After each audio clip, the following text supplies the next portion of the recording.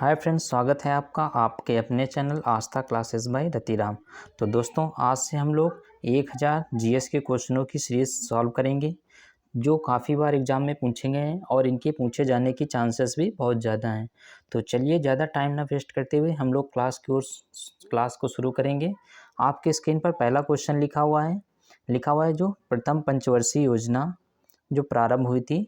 लिखा हुआ है प्रथम पंचवर्षीय योजना का मूल लक्ष्य क्या है। तो प्रथम पंचवर्षीय योजना का जो मूल लक्ष्य था आपका कृषि एवं सिंचाई था। क्या था? कृषि एवं सिंचाई। और आपसे पूछा जाएगा कि प्रथम पंचवर्षीय योजना कब प्रारंभ हुई। तो प्रथम पंचवर्षीय योजना आपकी 1951 से 1956 तक चलेगी। तो प्रथम पंचवर्षीय योजना का जो मुख्य लक्ष्य था आपका क्या था? कृषि एवं सिंचाई। और ये कब प्रारंभ हुई? 1951 से 1956 के बीच। फिर दूसरा क्वेश्चन आपका लिखा हुआ है, देखिए, फ्लू किसके कारण होता है। तो फ्लू जो होता है हमारा वायरस के कारण होता है। किससे होता है? वायरस से होता है।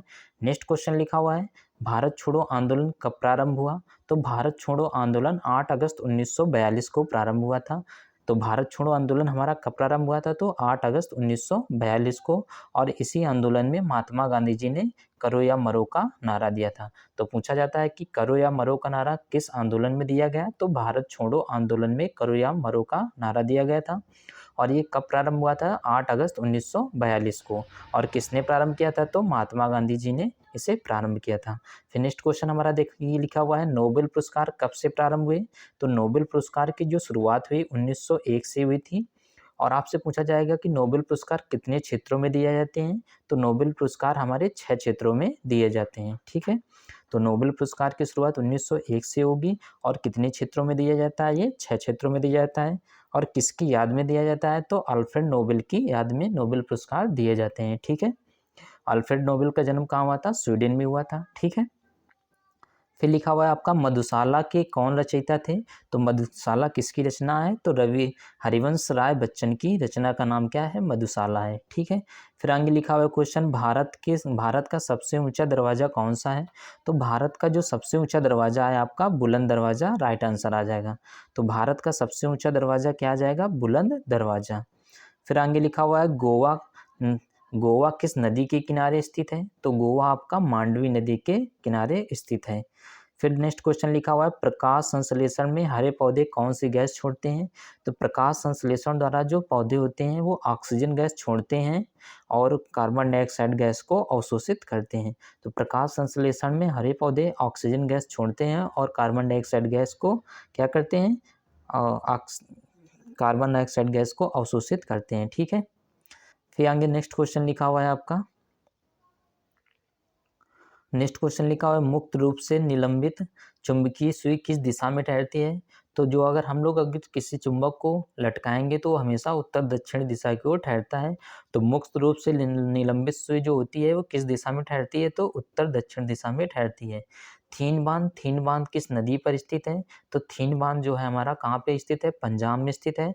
और किस नदी पर बना हुआ है? तो रावी नदी पर बना हुआ है। ठीक है, फिर लिखा हुआ है इसरो का पूर्ण रूप क्या है। तो इसरो का फुल फॉर्म आपसे पूछा जा रहा है। तो इसरो का फुल फॉर्म आ जाएगा इंडियन स्पेस रिसर्च ऑर्गेनाइजेशन।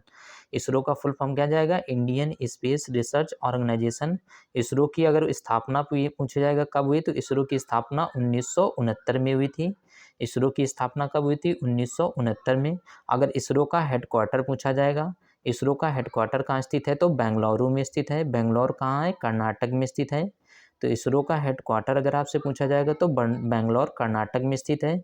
और इसरो की स्थापना 1969 में हुई थी।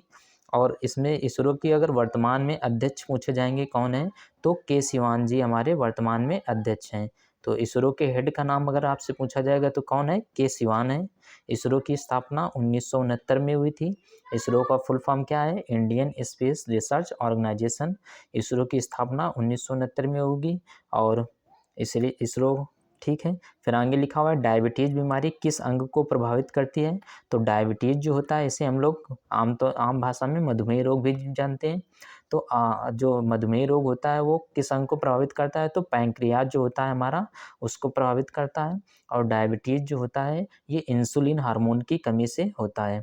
तो आपसे पूछा जाएगा कि मधुमेह रोग किस हार्मोन की कमी से होता है। तो आपका राइट आंसर आ जाता इंसुलिन हार्मोन की कमी से होता है। फिर आगे क्वेश्चन लिखा हुआ है तड़ित चालक की खोज किसने की थी? तो तड़ित चालक की खोज जो हमारे बेंजामिन फ्रैंकलिन ने की थी। तड़ित चालक की खोज बेंजामिन फ्रैंकलिन ने। फिर लिखा हुआ है दाची गांव अभ्यारण्य किस राज्य में स्थित है? तो दाची गांव अभ्यारण्य हमारा जम्मू कश्मीर में स्थित है। फिर लिखा हुआ है वीना किस नदी के किनारे स्थित है? तो वीना ऑस्ट्रिया की राजधानी क्या है? वीना आपका डेन्यूब नदी के किनारे स्थित है। फिर नेक्स्ट क्वेश्चन लिखा हुआ है तपेदिक रोग किस सूक्ष्म जीव से होता है? तो तपेदिक जिसे हम लोग टीबी भी कहते हैं, तो टीबी का फुल फॉर्म आज पूछा जाएगा तो ट्यूबरकुलोसिस आ जाएगा। तपेदिक रोग किस सूक्ष्मजीव से होता है? तो बैक्टीरिया जीवाणु द्वारा हमें टीबी होता है। ठीक है। फिर अगला क्वेश्चन लिखा हुआ है तुर्की देश की राजधानी कहाँ स्थित है? तो तुर्की देश की राजधानी क्या है आपकी? अंकारा आ जाएगा राइट आंसर। तुर्की देश की राजधानी क्या आ जाएगी? अंकारा आ जाएगी। फिर आगे क्वेश्चन लिखा हुआ है बीबी का मकबरा कहाँ स्थित है? तो बीबी का मकबरा आपका औरंगाबाद महाराष्ट्र में स्थित है और औरंगाबाद महाराष्ट्र में ही अजंता एलोरा और एलिफेंटा की गुफाएं स्थित हैं। तो बीबी का मकबरा कहाँ स्थित है? औरंगाबाद महाराष्ट्र। और आपसे पूछा जाएगा कि अजंता एलोरा और एलिफेंटा की गुफाएं कहाँ स्थित है? तो महाराष्ट्र में स्थित हैं। फिर आपसे पूछा जा रहा है बीबी का मकबरा किसने बनवाया था? तो बीबी का मकबरा आपका औरंगजेब ने बनवाया था। किसने बनवाया था? औरंगजेब ने बनवाया था। और फिर लिखा हुआ है ताजमहल कहाँ स्थित है? ताजमहल आपका आगरा में स्थित है।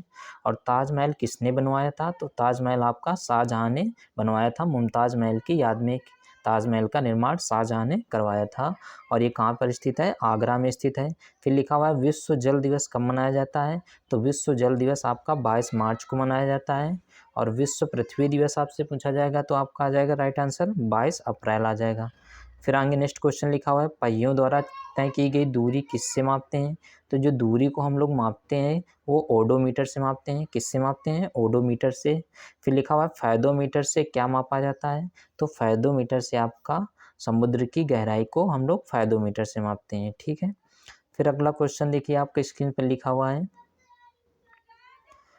है कि कावेरी जल विवाद के निपटारे के लिए गठित कावेरी जल न्यायाधिकरण का गठन कब किया गया?